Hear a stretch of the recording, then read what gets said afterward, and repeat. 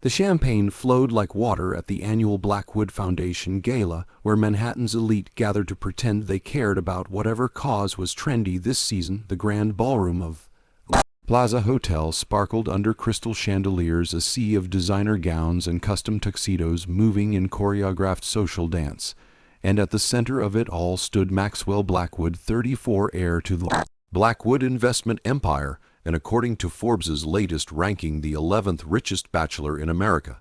He wore his wealth like a second skin banny tuxedo, custom tailored to his athletic frame, a watch worth more than most people's homes adorning his wrist, and that signature smile that never quite reached his eyes. Another successful event.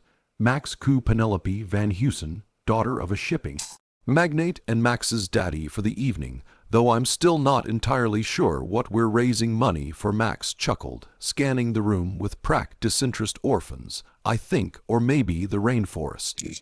Does it matter? The tax write-off is the same either way. He didn't notice the woman who had stopped dead in her tracks a few feet away, clutching her champagne flute so tightly her knuckles turned white. Olivia Chen had been serving drinks all night, one of the countless invisible workers keeping the gala running smoothly at 28.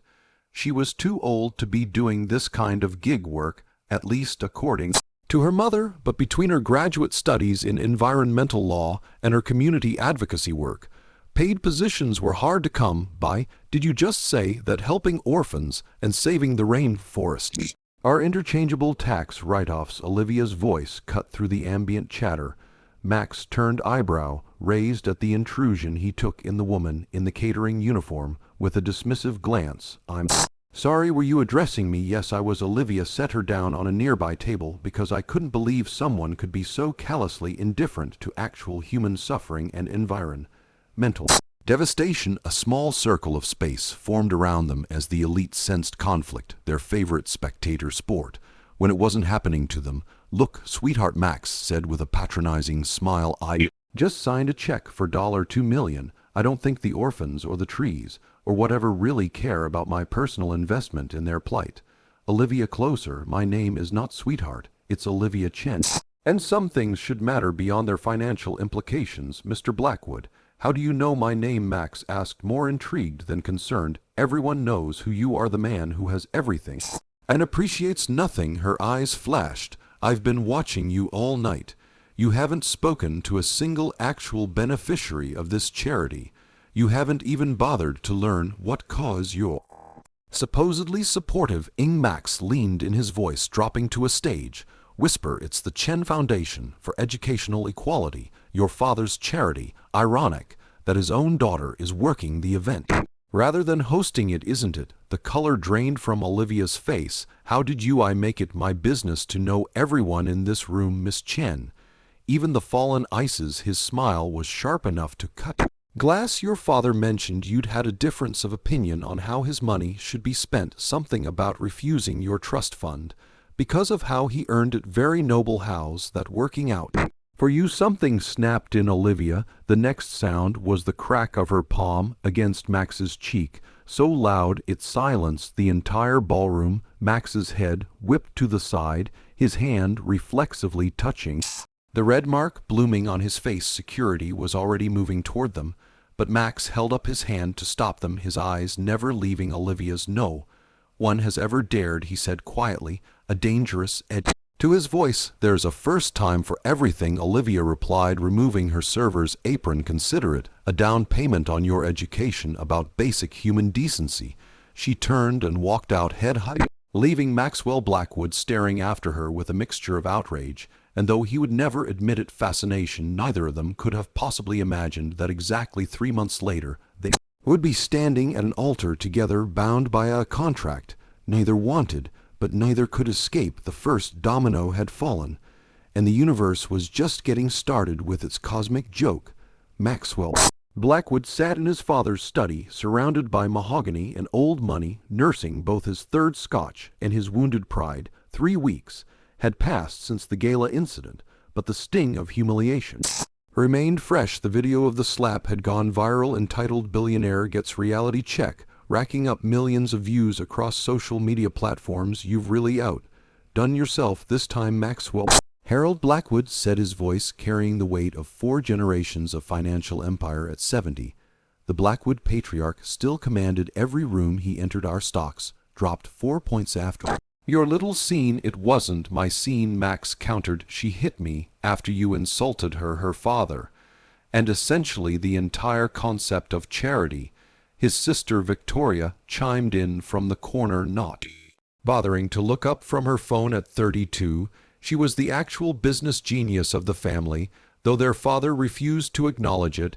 I've watched the video 42 times. It gets better with each viewing. Max shot her a venomous look. Shouldn't you be running a company somewhere? I'm multitasking, Victoria replied with a sweet smile. Someone in this family has to. Harold slammed his hand on desk. Enough. This isn't about your sibling rivalry. This is about the future of Blackwood Investments. He fixed his gaze on Max. The board is questioning your readiness to take over. The words hung in air like a guillotine. That's ridiculous, Max said, but his voice lacked conviction because of one viral video, because of a pattern of behavior that suggests you don't take anything seriously. Harold replied the board, and I need assurance that you're stable, mature, and committed to the company's legacy. Max drained his scotch. What do you want me to do? Issue a public apology to the angry waitress? Victoria snorted. She's hardly a waitress, Max. Olivia Chen graduated summa cum laude from Yale Law. She works with 3 international environmental justice organizations and turned down a 6-figure job. Morrison inclined to pursue advocacy work. Oh, and her father, James Chen, controls 30% of the Asian markets. We're trying to expand into. Max stared at his sister. How do you know all this? Unlike you, I prepare for meetings, Victoria replied, finally looking up from her phone. And Dad called this meeting for a reason. Harold nodded, pulling out a folder and sliding it across the desk. James Chen and I have been discussing a potential partnership for years. He's been looking to expand westward. We've been pushing east. It's a natural fit. Max flipped open the folder, scanning documents he immediately recognized as merger preparations. So close, the deal, he said with a shrug. What does this have to do with me? Harold and Victoria exchanged glances. James has conditions, Harold said carefully. The incident with his daughter has actually presented an unusual opportunity. A chill ran down Max's spine. What kind of opportunity? The Chen family is very traditional. Harold continued. James is concerned about Olivia's future. She's brilliant but idealistic. He worries she'll waste her potential on lost causes. Still not seeing my role here, Max said, though a sinking feeling was forming in his stomach. Harold leaned forward. It's quite simple. You will marry Olivia Chen. The marriage will solidify our business merger and rehabilitate your public image. James gets assurance his daughter will be financially secure, and we get access to markets that would otherwise take decades to penetrate. The silence that followed was absolute. You can't be serious. Max finally managed completely serious. Harold replied, the prenuptial agreement is on page 4. The marriage would need to last a minimum of 1 year to satisfy both FAM's requirements. Max laughed incredulously. And what about what Olivia wants? I doubt she's eager to marry the man she publicly slapped. Harold's expression remained impassive. James is handling that conversation as we speak. He has his own methods of persuasion across town. In a modest apartment in Brooklyn, Olivia Chen was having an eerily similar conversation with her father. This is insane. Olivia paced the small living room, her hands gesturing wildly. I'm not living in a Jane Austen novel. You can't just arrange a marriage for me because it's good for business. James Chen, impeccably dressed despite the late hour, sat calmly on her worn sofa. It's not just good for business, Olivia, it's transformative. With the Blackwood partnership, we can implement the sustainable investment initiatives you've been adding V8ing for years. Olivia stopped pacing. What are you talking about? Harold has agreed to your environmental compliance proposals as part of the merger. James said, a hint of pride in his voice. The entire Blackwood portfolio, over $200 billion in investments, will be subject to the sustainability standards you drafted in your thesis. Olivia sat down, momentarily stunned. Why would he agree to that? Because his son humiliated you publicly, and because I made it a non-negotiable condition. James replied, just as the marriage is my non-negotiable condition to him. Dad, you can't think of it as a business arrangement with tremendous humanitarian upside. James interrupted 1 year of your life in exchange for the largest corporate environmental overhaul in history. Olivia felt the walls closing in, and if I refuse, James's expression hardened almost imperceptibly. Then I withdraw all funding from the Chen Foundation and its 74 global initiatives, including the Clean Water Project in Malaysia and the educational program for girls in Afghanistan. The threat landed like a physical blow. That's emotional blackmail. Olivia whispered. That's leverage. James corrected. I've given you freedom to pursue your ideals, Olivia. Now I'm asking for 1 year of practical compromise. Back in the Blackwood mansion, Max was facing a similar ultimatum.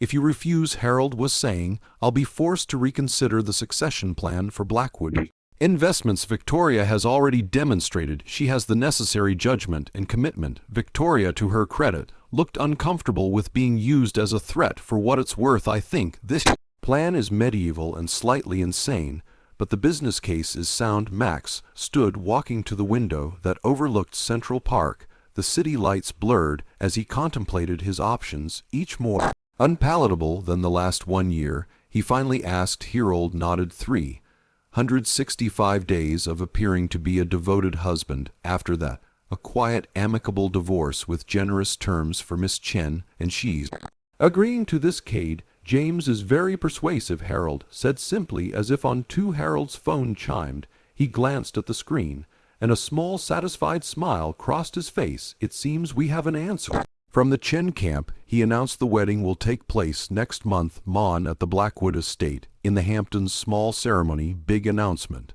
Max turned back to the window, his reflection staring back at him with accusing eyes. Somewhere across the city, he knew Olivia Chen was similarly trapped, similarly calculating the cost of refusal. Fine, he said flatly. 1 year, not a day more. What neither Max nor Olivia realized was that their fathers exchanged another glance after hanging up, both wearing the satisfied expressions of men who had played a much longer game than their children could possibly comprehend. They'll thank us eventually, Harold murmured, more to himself than to Victoria. That Victoria replied skeptically. I'd actually pay to see the Blackwood estate in the Hamptons. Was sprawling beach-front property that had graced the covers of architectural magazines and served as the backdrop for countless society events today. It was dressed in understated elegance for what the press was calling the merger of the decade, both financially and matrimony. In the East Wing guest suite, Olivia Chen stared at her reflection in a full-length mirror, barely recognizing herself in custom Vera Wang wedding gown. The dress was objectively stunning. Delicate lace overlay a silhouette that perfectly complemented her athletic frame, and subtle beading that caught the light with every movement. It was exactly what she would have chosen if this were a real wedding and not an elaborate business transaction. You look beautiful, her mother Lin Chen said softly from the doorway. Unlike James Chen, who approached the arrangement with businesslike pragmatism, Lin's eyes held concern. Are you certain about this, Olivia? Olivia adjusted the simple diamond earrings, a wedding gift from her soon-to-be husband that had arrived that morning with a card, simply signed him. I'm certain about the environmental compliance agreement that comes with it, Olivia replied, her voice steadier than she felt. 1 year of my life in exchange for corporate reforms that will take decades off our climate crisis. Timeline. Lin approached gently, turning. Olivia to face her marriage should not be a sacrifice, Beau.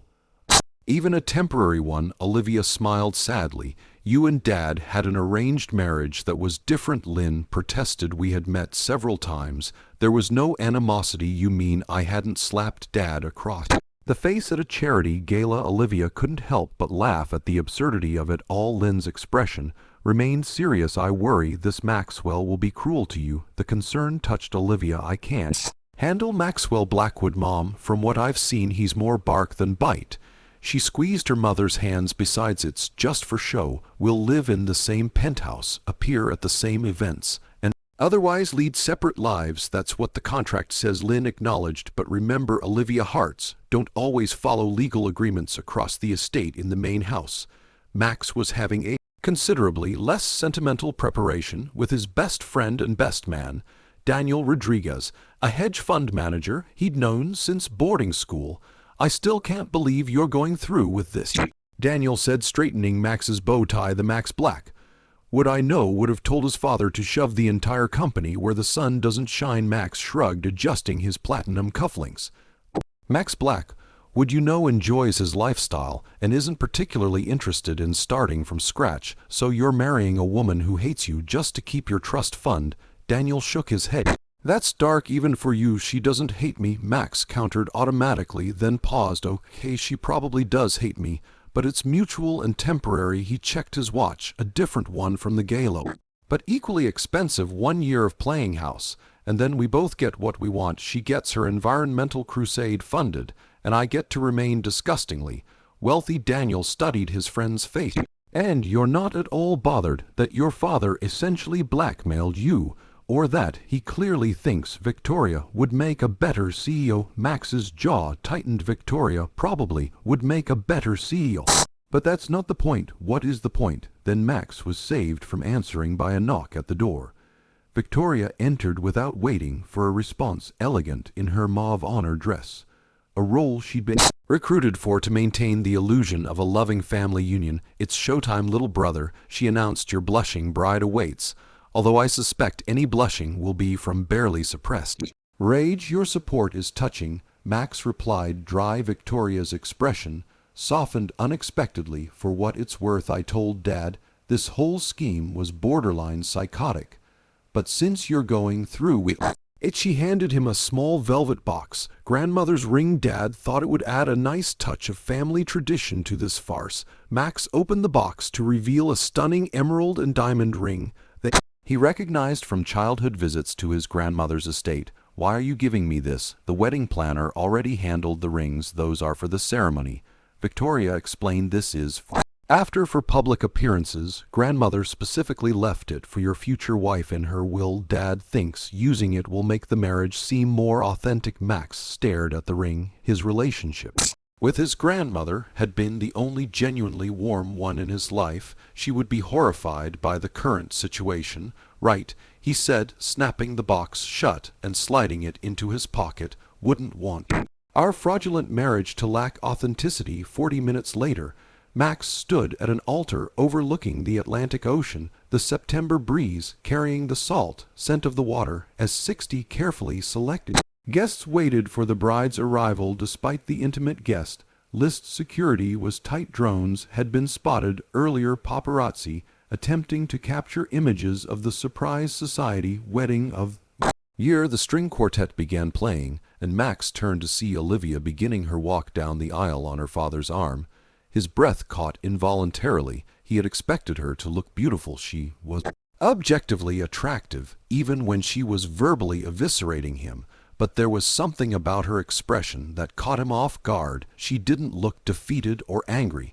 She looked determined, like a soldier marching into battle rather than a sacrifice being led to slaughter. Their eyes met, and for a brief moment something unspoken passed between them, a mutual recognition of their shared predicament and perhaps a silent agreement to face it with dignity. When she reached the altar and James Chen placed her hand in Max's, he felt a surprising spark at the contact. Olivia clearly felt it too, her eyes widening slightly before her composure returned. "Fancy meeting you here," Max whispered, unable to help himself. "Try to look less like you're at a funeral," Olivia whispered back, a forced smile on her lips. For the benefit of the guests, the Blackwood stocks might drop another point. The officiant, a retired judge who was a longtime Blackwood family friend, began the ceremony with practiced eloquence, speaking of union and partnership in terms that made their arrangements sound almost noble. When the time came for vows, Max and Olivia exchanged the simple traditional promises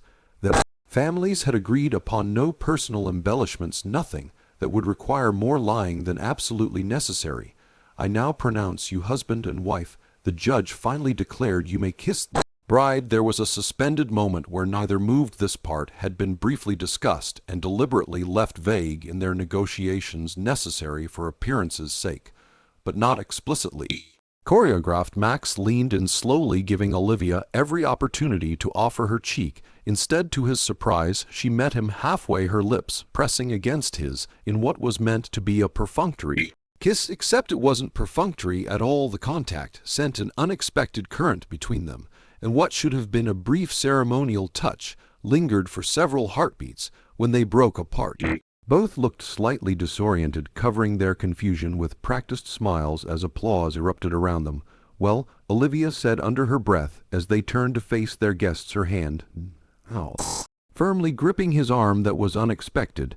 Max finished for her, leading her back up the aisle. "Let agree it won't happen again." Gladly, she replied, though her voice lacked conviction. The reception that followed was a master class in maintaining appearances. They danced their first dance to Ella Fitzgerald's At Last, both demonstrating the results of years of social training. They cut the cake, accepted congratulations, and played the role of boated newlyweds with Oscar-worthy precision. It was only when they found themselves alone for a moment on the terrace, having escaped for a supposed romantic moment that was actually a mutually needed break, that the facade CD won down 364 to go. Max said, loosening his bow tie and leaning against the stone balustrade. Olivia kicked off her heels with a sigh of relief. "Actually, the contract specifies 365 days from today, so it's still 365 to go, you lawyers. And your precision," Max remarked, offering her a glass of champagne from a passing server. Olivia accepted it, studying him over the rim of her glass. "Can I ask you something? We're married now. I believe that's allowed. Why did you agree to this, really?" She turned to face the ocean, the setting sun painting the water in shades of gold and crimson. "You could have told your father no, found another way to secure your position." Max considered deflecting with his usual sarcasm, but found himself answering honestly, "The same reason you did. I suspect that the path of least resistance." He paused, and perhaps a tiny sliver of guilt about the gala. Olivia looked genuinely surprised. "You feel guilty about that night?" "Not about what I said," Max clarified, "about underestimating you. I didn't bother to learn who you were before dismissing you. That was sloppy of me." Olivia laughed, the sound unexpectedly genuine. "That might be the worst apology I've ever heard." Max found himself smiling in response. "I'm out of practice, haven't needed to apologize to anyone in years." "Well, you have 365 days to improve," Olivia replied, draining her champagne. "Speaking of which, we should get back. Our loving families will be wondering where we've disappeared to." As they turned to rejoin the reception, Max's hand brushed against hers accidentally this time, but no less electric than their earlier contact. They both pretended not to notice, just as they pretended not to see the calculating looks exchanged by their fathers across the reception hall, or the way Victoria studied them with unexpected concern, or how Olivia's mother watched the entircade with knowing eyes. For tonight, the illusion was enough. Tomorrow, in the harsh light of reality, they would begin the true challenge, living together as strangers bound by contract's convenience and a chemistry neither was prepared to acknowledge. "This isn't going to work." Olivia stood in the center of Maxwell Blackwood's penthouse. Their penthouse, now surrounded by the sleek minimalist luxury that defined her new husband's aesthetic. Every surface was either glass crone or some exotic hard wood she was certain came from an endangered forest. The place looked like a spread from Architectural Digest, beautiful, impeccable, and utterly soulless. "What specifically isn't going to work?" Max asked, loosening his tie as he poured himself a scotch at the Bilton bar. They moved her things in that morning, returning from a fabricated mini honeymoon weekend in the Hamptons that had consisted of them staying in separate wings of the Blackwood state, while their PR teams crafted social media posts suggesting newly-wed bliss. This Olivia gestured to the apartment, to the single toothbrush in the master bathroom, to the closet that had been partially cleared for her limited wardrobe. "We didn't discuss actual living arrangements." Max raised an eyebrow. "I assumed the terms were clear. We reside at the same address. We maintain appearances. The contract doesn't specify bedroom arrangements. If that's your concern, my concern," Olivia replied evenly, "is that this place has exactly one bedroom." "That's not accurate," Max countered, taking a sip of his drink.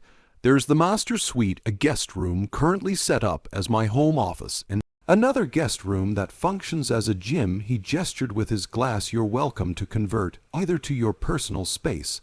Olivia crossed her arms. "How generous of you to offer me a corner of your Bachelor paradise. Would you prefer we purchased a new place together, perhaps register for housewares and pick out china patterns? The sarcasm in his voice was thick enough to cut with a knife. I'd prefer basic consideration. Olivia shot back. A marriage, even a fake one, involves compromise. Max sat down his glass with deliberate calm. Fine. The home office becomes your bedroom. I'll have my assistant move the equipment to the dining room tomorrow. You eat in the dining room. Not traditionally, no. Then why do you have one? Max shrugged. It came with the apartment. Olivia couldn't help the incredulous laugh that escaped her. You really do live in a different world, don't you? Something flickered in Max's eyes. Annoyance, perhaps, or something more complex. We all live in the worlds we choose. Miss Chen, or should I say Mrs. Blackwood? Don't call me that. Olivia snapped automatically. It is technically your legal name now, Max pointed out, unless you preferred to keep your maiden name, which would have required discussion before the certificates were filed. Olivia felt a headache forming. She hadn't even considered the name change in the whirlwind of the arrangement. I'll have it changed back as you wish, Max replied, his tone maddeningly neutral. Though it might undermine the united front we supposed to present. Before Olivia could respond, her phone chimed with an incoming text. She glanced at inside. Your sister wants to know if we're joining the family for dinner at Le Bernard Den tomorrow night. Apparently it's traditional for newlyweds to be paraded at family gatherings. Victoria is being proactive, Max said, looking faintly surprised. Our quarterly family dinner isn't scheduled until next week. You need to schedule family dinners. Would you prefer we spontaneously drop in on each other like characters in a sitcom? Olivia shook her head. My family has dinner together every Sunday. No scheduling required, just an understanding that family shows up for family. Something unreadable crossed Max's face. How charmingly traditional. Well, you've married into a different tradition now, one with Google Calendar invites and separate checks. You split the bill at family dinners. Olivia couldn't mask her disbelief. My father believes it builds financial independence, Max replied with a hint of defensiveness. Victoria and I have been paying our own way since we were 16 with trust funds he provided. Olivia noted. Max's jaw tightened. I don't expect you to understand the Blackwood family dynamics, and I don't expect you to understand basic human connection, Olivia retorted, which will make presenting a united front rather challenging. Don't you think? They stared at each other across the expansive living room, an uneasy stalemate settling between them. Finally Max exhaled slowly. This isn't productive. We have 363 days remaining in our arrangement. Perhaps we should establish some ground rules to make cohabitation less combative. The rational suggestion surprised Olivia enough that she nodded. That's reasonable. Max retrieved a leather-bound notebook from a drawer and flipped it open to a blank page. The gesture was so unexpectedly analog for a tech-oriented businessman that Olivia had to suppress a smile. Rule 1. Max began, pen poised above paper. Private spaces are inviolable. Your bedroom, my bedroom, no entry without express invitation. Agreed, Olivia said, moving to sit across from him at the kitchen island. Rule 2. Shared spaces remain neutral territory. No passive-aggressive rearranging of the other person's belongings. Max looked mildly offended. I don't do passive-aggressive, just aggressive. Aggressive, just efficient, he corrected, writing down the rule. None the less. Rule 3. Public appearances require advance notice. No surprise, honey, we're expected at the opera in 20 minutes. Olivia nodded. Rule 4. We each maintain our own schedules and independence, but commit to the necessary joint engagements to maintain the illusion. They continued like this for nearly an hour, mapping out the territory of their arrangement with the precision of diplomats negotiating a fragile peace treaty. By the time they finished, the list covered 3 pages and addressed everything from bathroom scheduling, media statements, to what level of physical contact was permissible in public, handholding acceptable, prolonged kissing to be discussed case by case. I believe that covers the essentials, Max said, scanning their work with something approaching satisfaction. Almost, Olivia replied. One last rule, honesty. If this arrangement becomes untenable for either party, we discuss it directly. No end runs to our fathers, no tactical maneuvers behind the scenes. Max studied her face, seeming to weigh the request. Agreed, he finally said, adding it to the list with a flourish. Though I should warn you, brutal honesty is something of a Blackwood family trait. I've noticed, Olivia said dry, and I should warn you that stubborn integrity is something of a Chen family trait. A hint of a genuine smile touched Max's lips, then were perfectly mismatched. The moment held an unexpected warmth that neither was prepared for. Olivia cleared her throat and stood. I should unpack my things first day at Blackwood Investments. Environmental Compliance Division tomorrow. Ah yes, your wedding present from dear old Dad Max, commented a corner office and a staff of 6 to implement your sustainability protocols. Don't make it sound like nepotism. Olivia warned those protocols are based on 3 years of research and were vetted by the top environmental scientists in the field. Max held up his hands in surrender. I didn't say they weren't worth while. I merely observed that most brides get blenders and bath towels. Despite herself, Olivia laughed. And what did you get out of this arrangement besides continued access to your trust fund? Max's expression turned contemplative. A year's reprieve, time to prove to my father, and perhaps to myself, that I can be more than the entitled playboy from the viral video. The unexpected vulnerability surprised her. And can you? I guess we'll find out, he replied, the momentary openness already receding behind his usual polished facade. 363 days and counting later.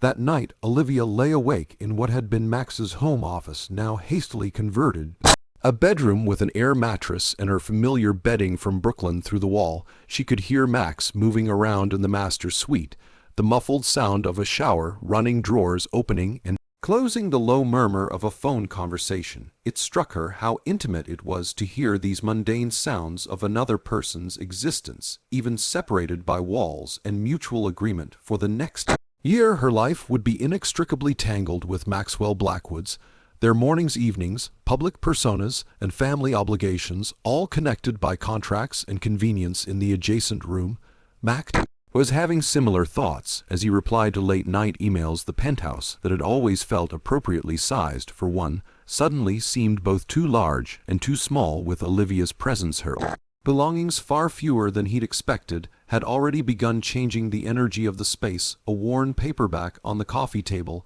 a hand-knitted throw tossed over the couch, a pair of impractical but colorful slippers by the door. It was like watching his carefully curated life be invaded by evidence of actual living. The strangest part was that he didn't entirely hate it. The next morning brought their first test of cohabitation, the mundane choreography of two people preparing for work in a space designed for one's routine. They navigated the kitchen like way dancers, reaching around each other for coffee mugs and breakfast essentials. You don't have any real food, Olivia observed, inspecting the refrigerator's sparse contents. Hence, I usually have breakfast at the office, Max replied, straightening his tie. The executive dining room has an excellent chef. Of course it does, Olivia muttered, settling for a yogurt that probably cost more than an entire grocery trip in her previous life. They rode down in the private elevator in surprisingly comfortable silence, both impeccably dressed for their respective roles. Max in a tailored Tom Ford suit, Olivia in a professional but distinctive pants suit she'd purchased especially for her new position. It wasn't until they reached the lobby that Max unexpectedly offered his arm. We're in public now, he reminded her quietly. Mr. and Mrs. Blackwood, madly in love. Olivia hesitated only briefly before slipping her hand into the crook of his elbow. Try not to look so pained by the contact, she whispered. Yauk, give us away before we make it to the curb. Max's expression shifted subtly, his public smile appearing with practiced ease. Better, marginally, Olivia conceded, matching his smile with her own as they stepped into the morning sunshine where Twin Town cars waited. Your chariot, Max said, nodding to the second vehicle. I took the liberty of arranging transportation. The Environmental Compliance Division is in the Madison Avenue building, not the main tower. Olivia was momentarily thrown by the thoughtful gesture. Thank you, don't look so surprised, Max replied. I am capable of basic courtesy. The evidence has been inconsistent, Olivia said, but her tone lacked its usual edge. For a moment they stood on the sidewalk, neither quite ready to separate into their respective vehicles and roles around them. Manhattan rushed through its morning routine Oblivious to the strange limbo they occupied, neither strangers nor intimates, neither frauds nor a genuine couple, have a good day at the office. Dear Max finally said, his voice carrying a hint of genuine amusement at the domestic cliché. Olivia surprised them both by rising on her toes and placing a light kiss on his cheek. A performance for any watching eyes, she told herself. You two, darling, don't topple any economies before dinner. As their cars pulled away in opposite directions, each felt the curious weight of their arrangement settling more firmly on their shoulders. The game had truly begun, and neither was entirely certain of the rules anymore. 3 months into their arranged marriage, Olivia stood at the edge of the Blackwood Industries' annual holiday gala, watching Maxwell work. Room with practiced charm, he moved effortlessly among board members, clients, and industry titans, his smile never faltering, his posture never betraying the fact that he'd been on his feet for 4 hours straight. He's gotten much better at this, Victoria commented, appearing at Olivia's side with 2 champagne flutes. She handed one to her unexpected sister. In law last year, he disappeared to the executive lounge. After 40 minutes, Olivia accepted the drink with a murmured thanks. Over the past month, she and Victoria had developed a surprisingly comfortable rapport built on their shared experience of the Blackwood family dynamics. The board seems impressed, Olivia observed, nodding toward a cluster of older men watching Max with approving expressions. They're shocked, Victoria corrected. The prevailing theory was that marriage would either break him entirely or have no effect whatsoever. No one anticipated this. This was Maxwell Blackwood 2.0, still confident and occasionally sharp-tongued but focused, engaged, and increasingly respected by the company he was now actively helping to run. In the 12 weeks since the wedding, he'd arrived at the office before 8:00 a.m. every day, led the acquisition of 2 promising clean energy startups, and personally oversaw the implementation of Olivia's environmental compliance standards across their Asia-Pacific holdings.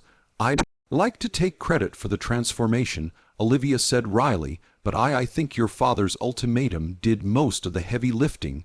Victoria studied her over the rim of her glass. Don't sell yourself short. Max has been facing ultimatums his entire life. Something's different this time. Before Olivia could formulate a response, Max appeared beside them, loosening his bow tie with a subtle exhale that only someone who'd been living with him would recognize as relief. The Robinson Group is in, he announced to Victoria. They're bringing their portfolio in line with the new sustainability standards next quarter. Victoria's eyes widened slightly. Thomas Robinson agreed. He's been fighting environmental regulations since the Nixon administration. Let's just say I made a compelling case for the financial benefits of going green. Max replied, his expression a mixture of satisfaction and genuine excitement that Olivia had begun seeing more frequently. That's the 3rd major hold out this month, Olivia noted. Unable to keep the surprise from her voice, Max's gaze shifted to her, a hint of challenge in his eyes. Don't look so shocked, Mrs. Blackwood. Some of us can be taught new tricks. The use of her married name was deliberate part of their public performance, but something in his tone made it feel different tonight, less like a role and more like a private joke between them. Their dynamic had evolved in unexpected ways since that first awkward night in the penthouse. The rigid boundaries they'd established had gradually softened into something resembling a functional partnership. They still maintained separate bedrooms, still kept their personal lives largely separate, but the shared spaces had become genuinely shared. Max no longer retreated to his room the moment he arrived home, and Olivia had stopped treating the penthouse like enemy territory. Your father's watching, Victoria murmured, nodding subtly toward Harold Blackwood, who was indeed observing them from across the ballroom. You might want to look a bit more boated. Max rolled his eyes, but moved closer to Olivia, his hand finding the small of her back with practiced ease.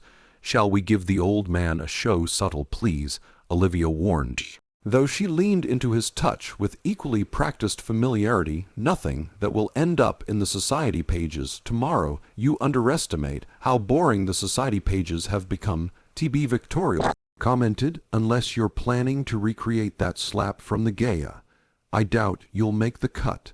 That feels like a lifetime ago. Olivia mused, the memory now tinged with an odd fondness rather than embarrassment. Only 9 months to go, Max reminded her, his voice low enough that only she could hear. Then you can slap me again with no contractual repercussions. Something about the reminder of that arrangement's expiration date sent an unexpected pang through Olivia. I'll mark my calendar, she replied lightly, covering the strange emotion. The orchestra began playing a waltz, and Max extended his hand with a slight bow. Dance with me, for appearance's sake. Of course, Olivia echoed, taking his hand and allowing him to lead her to the dance floor. They moved together with the easy synchronicity that had developed over dozens of similar events. Max was an excellent dancer, another skill acquired through years of social obligation, and Olivia had quickly adapted to following his lead. The compliance division submitted their quarterly report today, she said as they turned gracefully among the other couples. Emissions down 177% across all domestic holdings.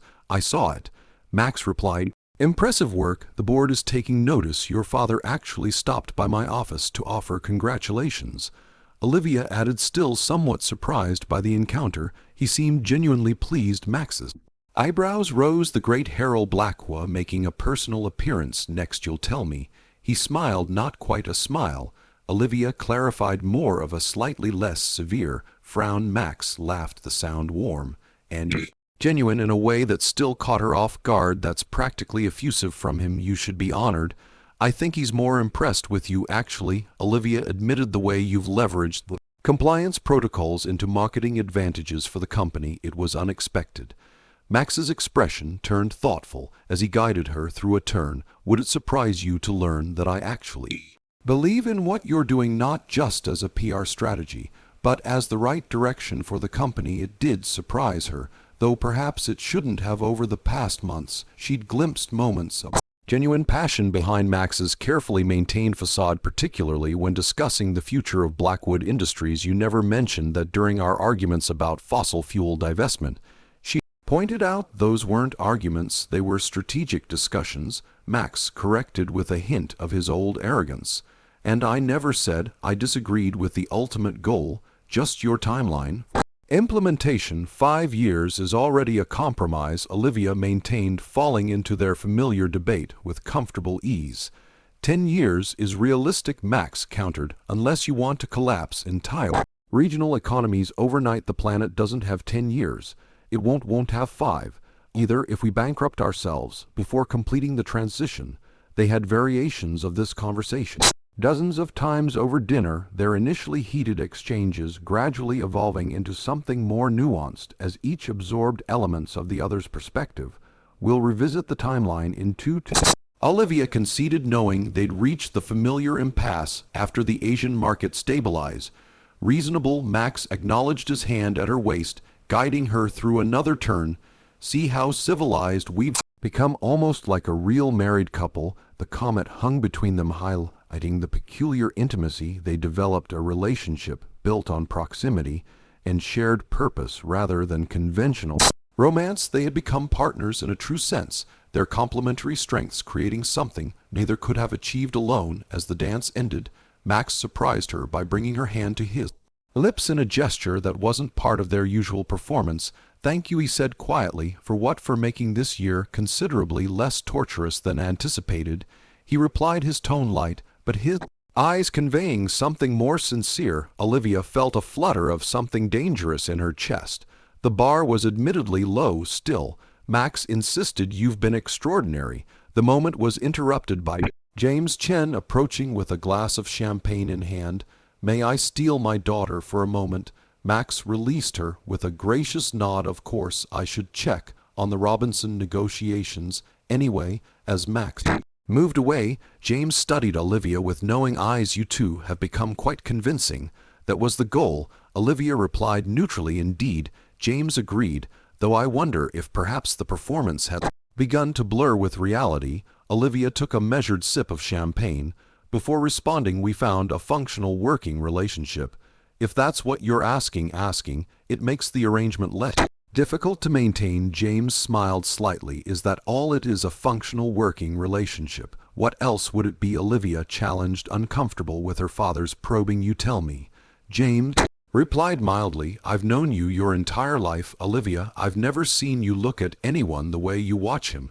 When you think no one is looking, heat crept up Olivia's neck. You're misreading situation. Am I? James didn't press further, his expression remaining gentle. Just remember that contracts can be renegotiated if circumstances change. Before Olivia could respond to this cryptic statement, her father excused himself to greet a business associate, leaving her unsettled and confused. Later that night, as they returned to the penthouse in comfortable silence, Olivia found herself studying Max's profile in the dim light of the town car.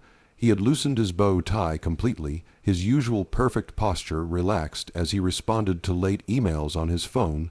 This version of Maxwell Blackwood, slightly rumpled, focused, with a faint line between his brows as he concentrated, had become familiar to her, as had his morning coffee, ritual black, no sugar, always in the same blue mug, his habit of leaving notes rather than texts when he had early meetings, and the fact that he hummed obscure jazz standards when he thought no one was listening. When had she begun cataloging these details?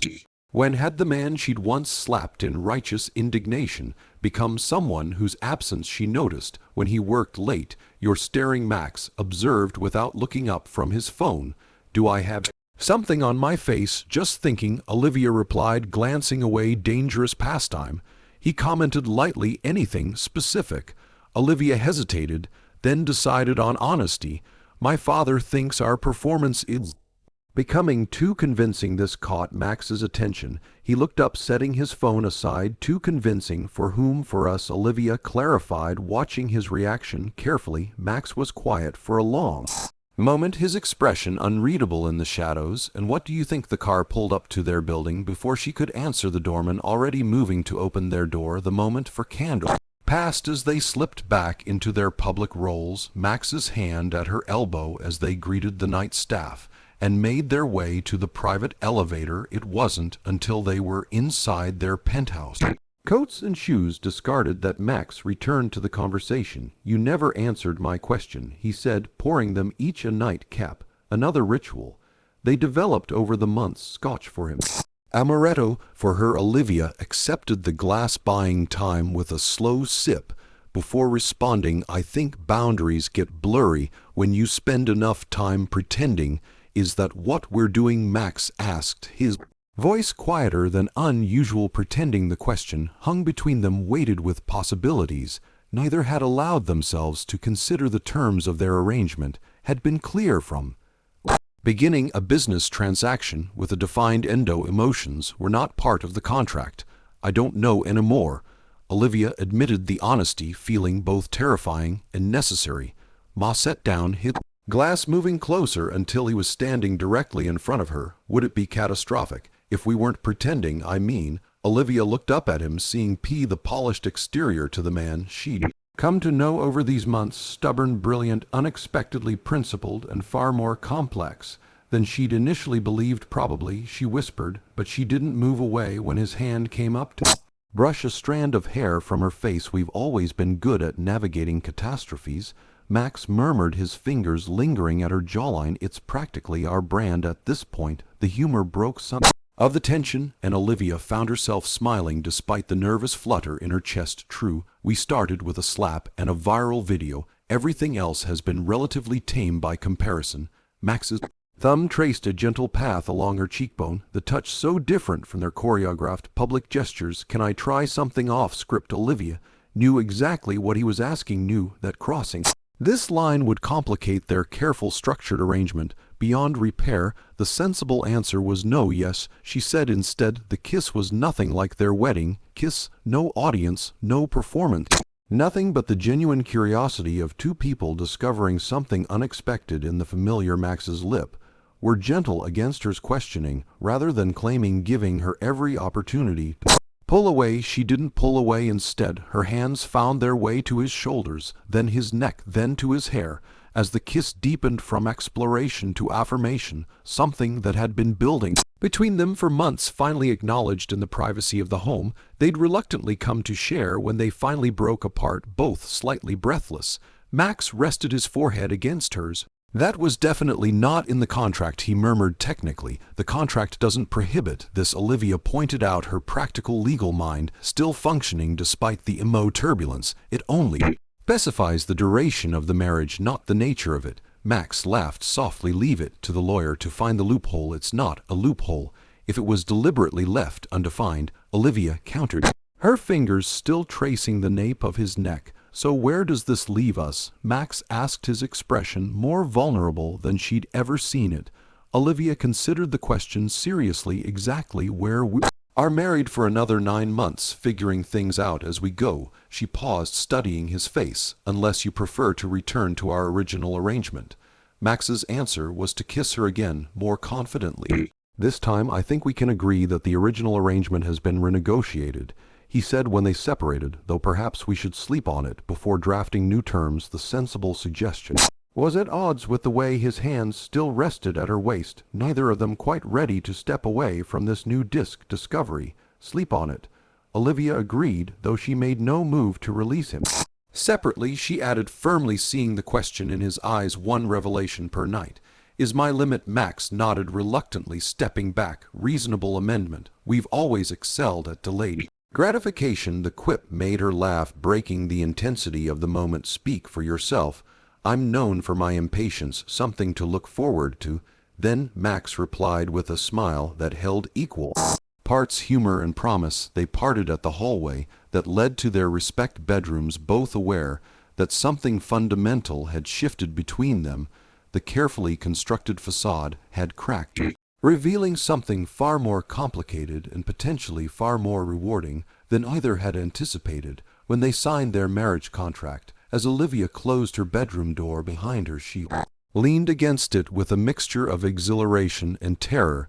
This wasn't part of the plan. Falling for her contractually obligated husband hadn't been on any of her meticulously organized spreadsheets. In his own room, Max sat on the edge of his bed, touching his lips where the sensation of their kiss still lingered. The woman who had once publicly humiliated him had somehow become the person he most wanted to impress, to make, laugh, to share his thoughts with. At the end of each day, neither of them slept much that night, too conscious of what waited on the other side of morning.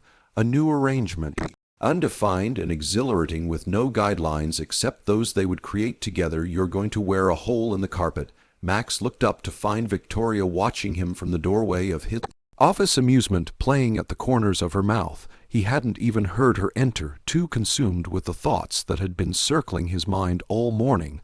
I'm thinking, he said defensively, stopping his pacing. Clearly, Victoria replied, closing the door behind her, and loudly enough that your assistant called me because she's worried you're having some kind of breakdown. Max glanced through the glass walls of his office to where his normally unflappable assistant quickly averted her gaze, pretending to be absorbed in her computer screen.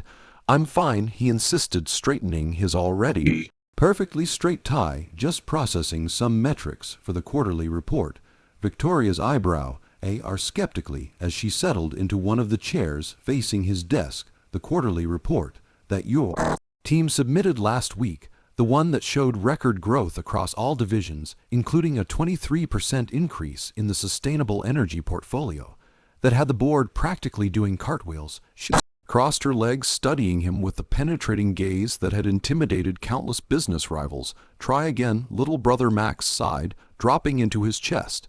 If there was anyone he could be honest with about his current predicament, it was Victoria. Despite their competitive relationship, she had become his most trusted confidant over the past year, especially regarding matters related to his increasingly complicated marriage. It's our anniversary, he admitted 1 year ago today. Understanding dawned on Victoria's face.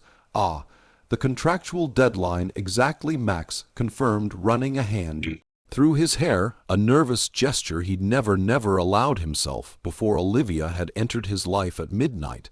Tonight, our arrangement officially concludes, and Victoria prompted when he didn't continue, and I don't want it to. Max said the words, tumbling out with uncharacteristic lack of polish.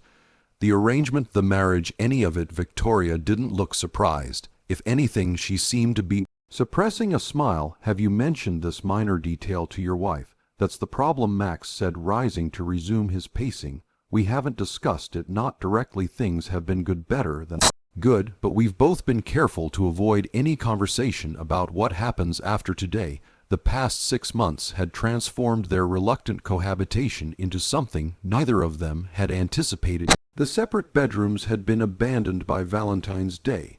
Their morning routines had melded seamlessly, Max preparing coffee, while Olivia assembled breakfast, easy conversation flowing between them.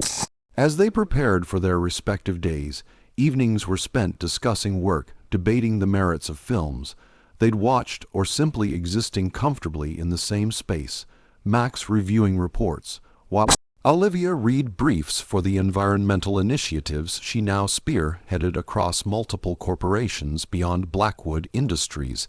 They had become partners in every sense of the word, personally, professionally, intimately, except legally, where the terms of their arrangement remained unchanged 1 year.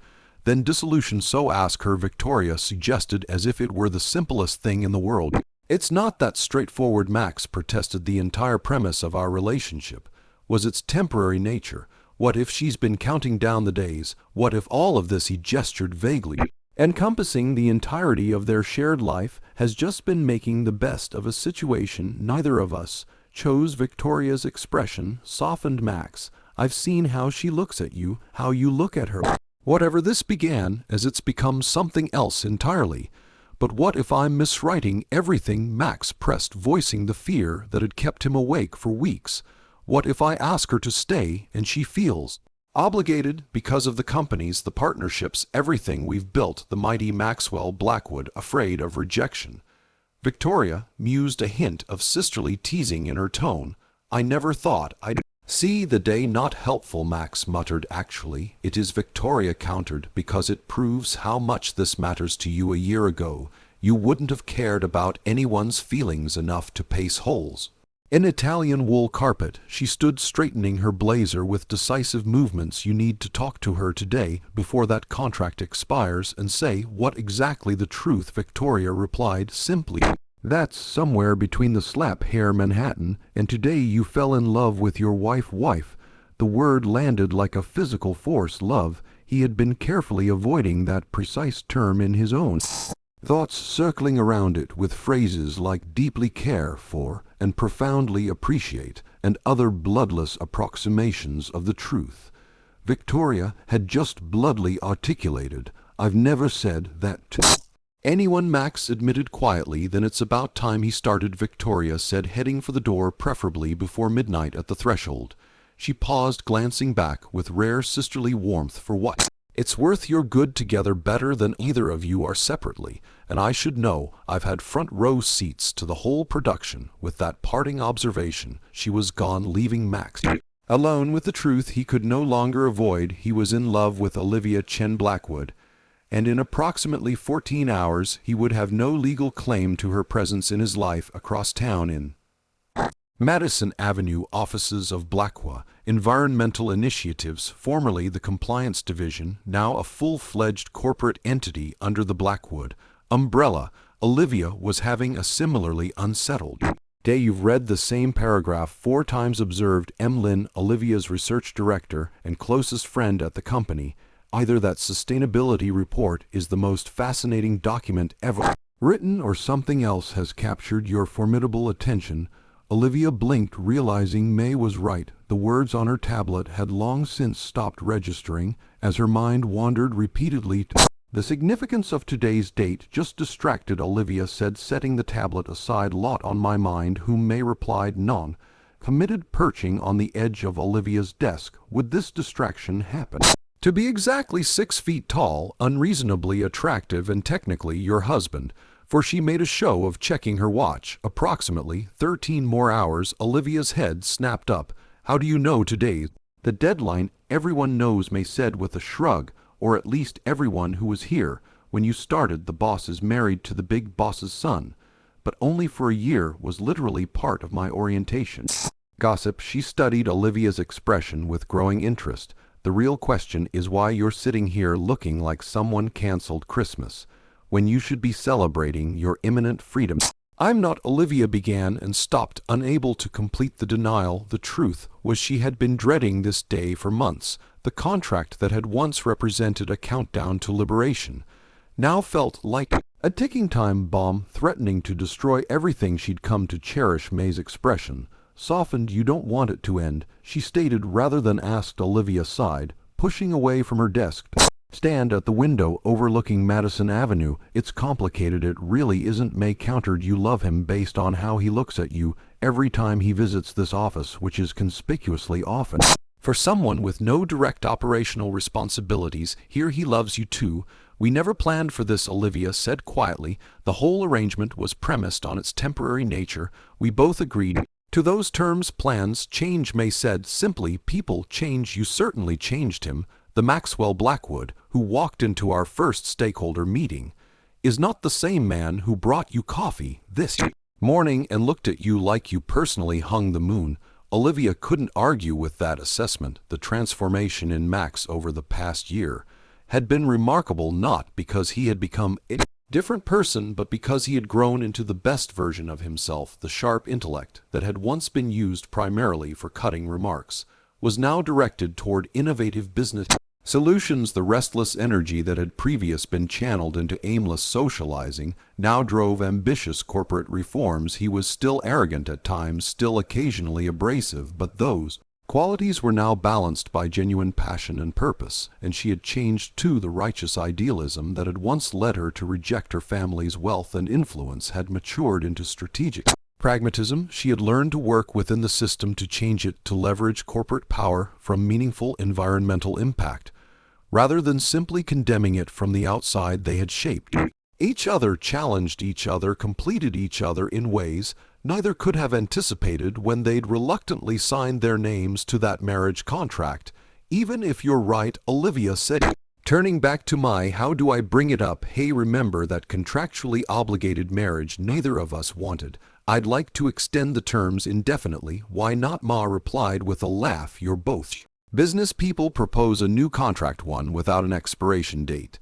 The suggestion was so perfectly aligned with their history that Olivia felt a surge of inspiration. "You're a genius," she told me, already reaching for her phone. "I know," Ma agreed cheerfully. "That's why you hired me. Now go plan whatever grand gesture you're clearly formulating. I'll cover your meetings for the rest of the day across Manhattan." Two people who had married as strangers and fallen in love as partners spent the remainder of the workday orchestrating separate plans with the same goal, convincing the other that their relationship deserved to continue beyond the boundaries of their original agreement. By 7 that evening, Max had secured a private dining room at Le Bernard Den, the site of their first official family dinner as a married couple, and was obsessively checking every detail against his mental list. The ring was secure in his pocket, not a new one, but his grandmother's emerald, the one that had been intended for show, but had remained unworn because neither of them had needed props to convince the world of their connection. At the same time, Olivia was in their penthouse, putting the finishing touches on her own surprise, a new contract printed on the same heavy cardstock as their original agreement, but with very different terms. Beside it sat a small blue box containing a watch sheet, had custom-made for Max, engraved with coordinates that held special significance, the exact location in the Plaza Hotel where she had slapped him 1 year and 3 months ago, the moment that had set their unlikely journey in motion. At precisely 8:00, both of their phones chimed with incoming messages. "Max is our..." Something came up at the office. "Rain, check on dinner, meet me at home instead." Olivia's read, "Running late, dinner reservation pushed to 9:30, meet you at the restaurant." Both stared at their phones in momentary confusion before a second chime revealed matching follow-up messages, each bearing their respective father's names to Max's son. "I think we should discuss the future of Blackwood Chen Partnerships. The Pelham Hotel Suite 1542-8:30 sharp." To Olivia, daughter, urgent matters regarding the environmental initiatives require immediate attention. The Pelham Hotel Suite 542-8:30 tonight. Their reactions were nearly identical. First suspicion, then resignation, finally determination. Whatever game their fathers were playing, it would not derail their own plans, but years of conditioning to respect parental summons, combined with genuine concern about the business partnerships they'd worked so hard to build, meant neither could simply ignore the messages at 8. 128. Max arrived at Suite 1542 of the Pelham Hotel. His carefully arranged dinner plans temporarily postponed, but the ring still secure in his pocket 1 minute later. Olivia stepped off the elevator on the same floor contract, and watchbox tucked into her purse, her expression set in diplomatic neutrality, despite her internal frustration at the timing they spotted each other in the hallway. Simultaneously confusion replacing their professional masks. "What are you doing here?" they asked in unison. "My father called a meeting," they replied again in perfect synchronicity before both fell silent as understanding dawned. "We've been played," Max said, reluctant smile tugging at his lips again. Olivia added, unable to suppress her own amusement at the realization. "You'd think we'd have learned by now before either could decide on a course of action." The door to Suite 1542 opened to reveal not their fathers but a hotel staff member who greeted them with practiced hospitality. "Mr. and Mrs. Blackwood," he said with a slight bow, "your table is ready." Exchanging bemused glances, they followed him into a suite that had been transformed into an intimate dining space. A single table set for two occupied the center of the room, illuminated by candles and surrounded by arrangements of blue hydrangeas, the flowers from their wedding ceremony, a bottle of champagne chilled in a silver bucket, and soft jazz played from hidden speakers. "Your father's arranged everything," the attendant explained as he held Olivia's chair. "They send their regrets that they couldn't attend, but felt you might appreciate the privacy. Dinner will be served whenever you're ready. Simply press this button." He indicated a discreet call button on the table, before departing with another small bow, closing the door silently behind him. Alone in the unexpectedly romantic setting, Max and Olivia regarded each other across the table, both struggling to reconcile this scenario with the plans they'd independently made. "So," Max began, his usual confidence wavering slightly, "it seems our fathers are still meddling. Some things never change." Olivia agreed, her fingers nervously tracing the stem of her water glass. "Though I have to admit this is more thoughtful than their last scheme." Max's laugh broke some of the tension. The bar was admittedly low. Forced matrimony isn't exactly a high point in parental manipulation. And yet, Olivia said softly, "Here we are." The simple statement hung between them, laden with the weight of all that had transpired in the year since their fight arrangement began here. They were indeed no longer antagonists, no longer reluctant partners, but two people who had somehow found their way to something genuine despite the most contrived of beginnings. Olivia Max started, then paused, uncharacteristically hesitant. "There's something I've been wanting to discuss with you about today, about what it means me to," Olivia admitted, meeting his gaze directly. "I've been thinking about it for weeks." "You have?" Max looked surprised, then cautiously hopeful. "Of course," Olivia replied, "it's not exactly a date. One forgets the expiration of our contractual obligation." Max nodded slowly, studying her expression for any clue to her feelings on the matter. "And how do you feel about that?" The expiration. Olivia took a deep breath, deciding that direct honesty was the only approach worthy of what they'd built together. "I think we need a new contract." This was not what Max had expected. His expression flickered with something that might have been disappointment before his customary poise reasserted itself. "I see, with different terms. I assume very different," Olivia confirmed, reaching into her purse to retrieve the document she prepared. She placed it on the table between them, watching as Max's gaze dropped to the title in Boston, "Elegant Script Marriage Agreement. Permanent terms." His eyes widened as he looked back up at her, genuine surprise replacing his careful neutrality. "Permanent. If you're amenable," Olivia said, her voice steadier than her racing heart. "I found the current arrangement surprisingly satisfactory." A slow smile spread across Max's face, not his public smile or his business smile, but the genuine expression she'd come to treasure in their private moments. "Surprisingly satisfactory," he repeated. "You certainly know how to flatter a man, Mrs. Blackwood." "I'm still working on my romantic vocabulary," Olivia admitted with an answering smile. "But I'm committed to improving it indefinitely." Max reached across the table to take her hand, his thumb tracing gentle patterns across her knuckles.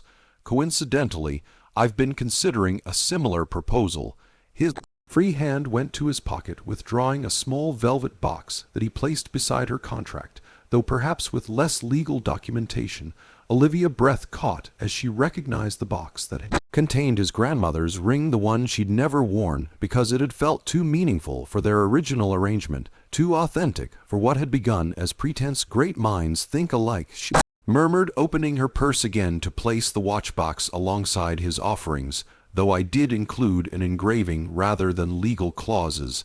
Max laughed, the sound warm and genuine.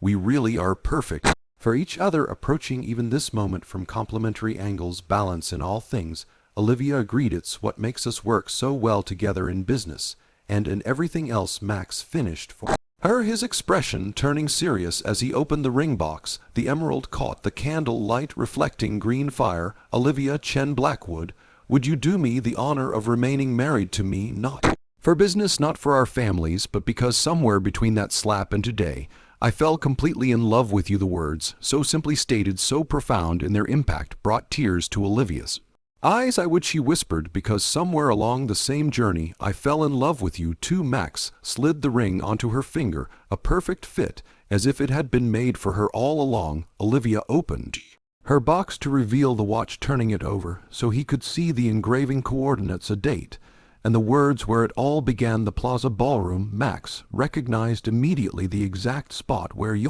put me in my place, the beginning of the best year of my life. Olivia confirmed, rising from her chair to move around the table to him, and hopefully the first of many more. Max stood to meet her, one hand cupping her face with the gentle reverence that had become so familiar over the months of their evolution from contractual partners to genuine loves. I like those terms, he murmured. Shall we seal agreement the traditional way? I believe that would be appropriate. Olivia agreed, already rising on her toes to meet his kiss, their first as a couple who had chosen each other freely without contract or coercion or careful calculation. Just as their lips met, both their phones chimed simultaneously with incoming messages. They paused, foreheads touching, to glance at the identical texts that had mysteriously arrived at the same moment. Congratulations on your first anniversary. The suite is yours for the week.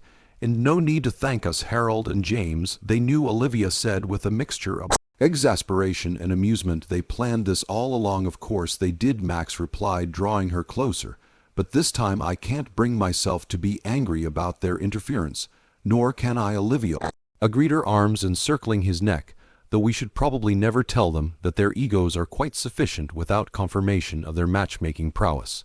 Agreed, Max said, his smile radiant with a happiness neither of them had ever expected to find in their arranged beginning. That can be our first decision as a voluntarily married couple, the first of many, Olivia promised, closing distance between them once more outside the suite in the hotel bar. 16 floors below, Harold Blackwood and James Chen sat with tumblers of expensive scotch, watching the time tick past midnight. Official end of the contract they had engineered neared, and the beginning of something much more valuable, a partnership chosen rather than mandated, built on genuine love rather than business advantage. Should we tell them we installed cameras in the suite? James asked with a mischievous glint in his eye. Harold nearly choked on his scotch. Absolutely not, he sputtered. That would be, I'm joking, Harold, James assured him, laughing at his coquins. Spirit or horror, though Victoria did confirm they both had separate plans for this evening that aligned perfectly with our intervention. Sometimes people need a little push in the right direction, Harold noted, raising his glass in a toast to successful negotiations, and to love. James added, surprising his more reserved counterpart, which, as it turns out, is the best business strategy of all. The two patriarchs clinked glasses, satisfied with the outcomes of their meddling, both the corporate merger that had exceeded all projections and the personal union that had transformed their children into happier, more complete versions of themselves. Meanwhile, 16 floors above, Max and Olivia were too absorbed in their own private celebration to spare a thought for their manipulative fathers, the expiring contract, or anything beyond the future they had chosen to build together, a future that had begun with a slap, evolved through obligation, and blossomed into a love story neither could have scripted, but both now treasured above all else. Chapter rating 1010th. A perfect conclusion that resolves the romantic tension while honoring the unique circumstances of Their relationship, complete with callbacks to earlier moments and satisfying growth for both protagonists. Epilogue: 2 years later at the annual Blackwood Foundation Gala, now jointly hosted with Chen Foundation. Maxwell and Olivia Blackwood arrived fashionably late, their fingers intertwined as they navigated the familiar ballroom of the Plaza Hotel. "Any urge to slap me for old time's sake?" Max murmured against Olivia's ear as they paused near the exact spot where they'd first met. "Don't tempt me," Olivia replied with a smile, adjusting the emerald ring that hadn't left her fingers since their first anniversary. "I'm trying to present a united front with the father of my child." Her free hand rested protectively on the subtle curve of her stomach, still barely visible beneath her evening gown. But the source of endless fascination for Max, who had taken to reading parenting books during his morning commute. Speaking of which, Max said, his expression softening as he placed his hand over hers.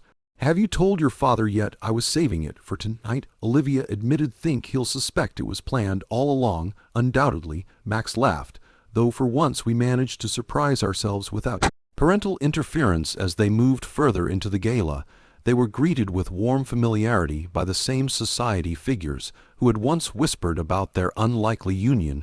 Now they were simply Max and Olivia, the power couple whose business innovations and environmental initiatives had transformed corporate America, and whose unexpected love story had become the stuff of Manhattan legend. Later that evening, as they slowed dank beneath the crystal chandeliers, Olivia rested her head against Max's shoulder in a jest of comfortable intimacy. "Who would have thought," she mused, "that the worst night of my professional life would lead to the best decision I never intended to make?" "I did," Max replied, his tone teasing, but his eyes sincere. "The moment you slapped me, I knew you were going to change my life." "Liar," Olivia laughed. "You thought I was a radical environmentalist with a trust fund grudge." "That too," Max conceded with a smile, "but I wasn't entirely wrong about the changing my life part." As the music swelled around them, they continued their dance, not for appearances, not for business, but for the simple pleasure of being together in the place where their unlikely journey had begun. With righteous indignation and a slap that had indeed changed everything, sometimes, they both reflected privately, the most unwelcome obligations could become the most treasured choices, especially when the heart was given time to catch up with circumstances. Neither would have chosen, but neither would now change for all the wealth in their considerable shared empire.